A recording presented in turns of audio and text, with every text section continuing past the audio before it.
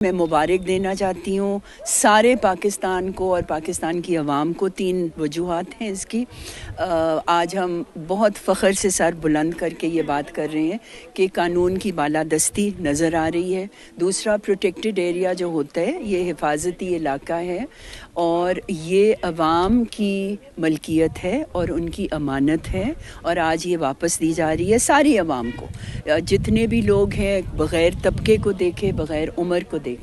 और तीसरा है कि एक मॉडल बनने को जा रहा है जिसे हम इको रेस्टोरेशन, ग्रीन माहौलियात के हवाले से जितने हमारे कवानीन हैं उनके मुताबिक रिसाइकलिंग होगी, रेन वाटर की यहाँ पे एक तालाब बनाया जाएगा और सब ग्रीन एक्टिविटीज़ होंगी जिसका मॉडल बनेगा और वो इंशाल्लाह सारे पाकिस्तान के नेशनल पार्क्स में और प्रोटेक्टेड एरियाज़ में हम रिपीट करेंगे। जहाँ तक एक्टिविटी का ताल्लुक़ है, शायद हमें नहीं पता कि दुनिया में ये वाहिद कैपिटल है इस्लामाबाद जहाँ पे नेशनल पार्क उसके अंदर है और ना सिर्फ अंदर है बल्कि लेपर्ड्स यहाँ पे फिरते हैं। ये एक नायाब बात है और जो यहाँ पे सहूलियात अब दी जाएंगी अवेयरनेस के हवाले से और एजुकेशन के हवाले से, वो इसी खुले माहौल के, यहाँ के दरख्त क्या हैं, जानवर क्या हैं, हमें तहफ़्फ़ुज़ कैसे करना है, क्लाइमेट चेंज का जो इतना बड़ा बहरान है सारी दुनिया पे,